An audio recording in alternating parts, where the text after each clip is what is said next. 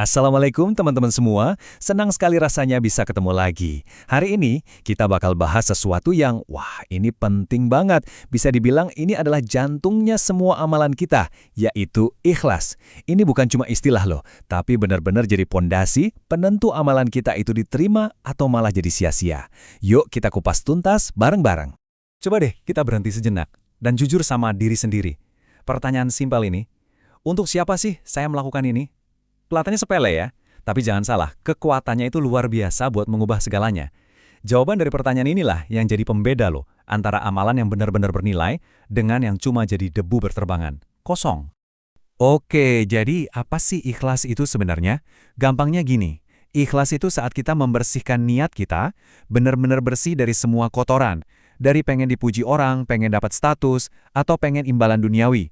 Pokoknya, kita saring semua itu sampai yang tersisa cuma satu tujuan, mencari ridho Allah. Udah, itu aja, murni 100% buat Dia. Nah, dalam perjalanan menuju ikhlas, ada dua musuh besar yang harus kita waspadai, riya dan sum'ah. Anggap aja mereka ini kayak virus yang bisa merusak niat baik kita. Bedanya apa? Tipis banget, tapi krusial. Kalau riya, itu kita berbuat sesuatu biar dilihat orang lain. Contohnya, sholat kita jadi lebih bagus, lebih lama, pas ada orang di sebelah. Nah, kalau sum'ah, kita udah berbuat baik nih. Abis itu kita ceritain kemana-mana, biar orang lain dengar dan muji kita. Intinya, dua-duanya ini sama-sama cari panggung di depan manusia, bukan di hadapan Allah.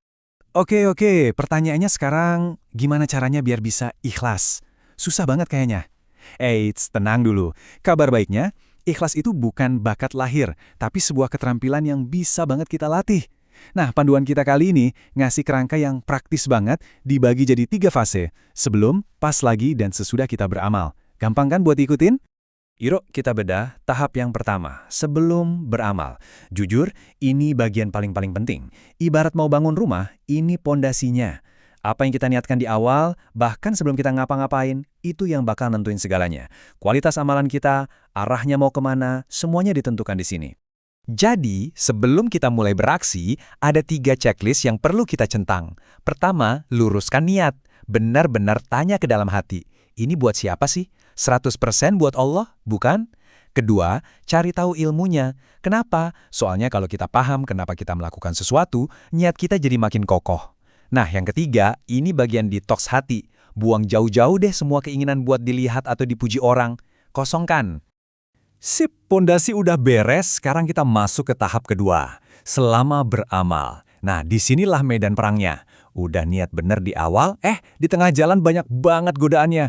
Jadi gimana caranya biar niat kita ini tetap lurus dan nggak belok-belok? Kuncinya cuma satu, fokus.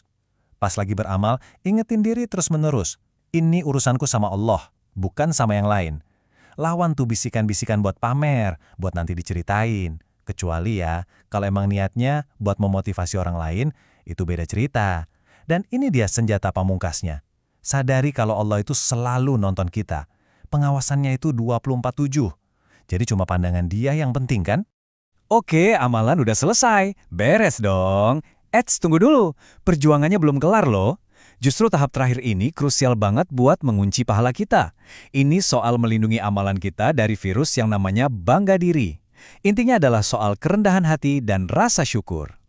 Jadi, abis kita berbuat baik, jangan sampai kita kena penyakit ujub, yaitu kagum sama diri sendiri. Wah, hebat banget ya gue tadi. Nah, itu bahaya.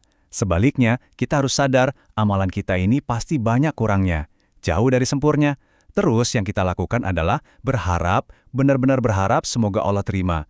Ganti rasa bangga itu dengan rasa syukur. Alhamdulillah ya Allah, Engkau yang kasih aku kekuatan buat melakukan ini. Nah, pertanyaannya, gimana caranya biar ikhlas ini jadi kebiasaan? Bukan cuma pas lagi semangat aja, tapi jadi bagian dari diri kita. Nah, ada 4 kunci nih buat menjaganya. Ingat ya, ini bukan lari sprint yang ngebut sebentar terus capek. Ini maraton seumur hidup. Bayangin aja, ini kayak 4 pilar yang menopang rumah ikhlas kita. Pertama, jangan pernah berhenti berdoa. Minta terus sama Allah biar dibantu jaga hati. Kita nggak bisa sendiri. Kedua, akramin diri sama Al-Quran. Baca, renungkan. Itu sabun terbaik buat hati kita. Ketiga, cari terus nutrisi iman dengan datang ke kajian-kajian ilmu. Dan yang terakhir, jangan buang-buang waktu buat hal yang nggak guna. Fokus aja ke hal-hal yang bermanfaat. Dan ini poin paling penting yang harus kita pegang erat-erat. Dengerin baik-baik ya, Allah itu nggak pernah nuntut kita buat sempurna dalam beramal. Nggak mungkin bisa.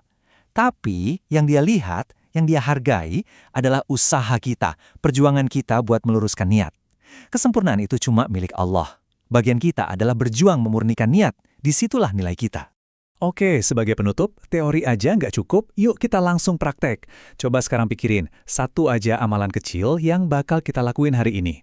Mungkin cuma senyum ke tetangga, atau ngucapin salam duluan, atau mungkin masukin uang ke kotak amal pas nggak ada yang lihat.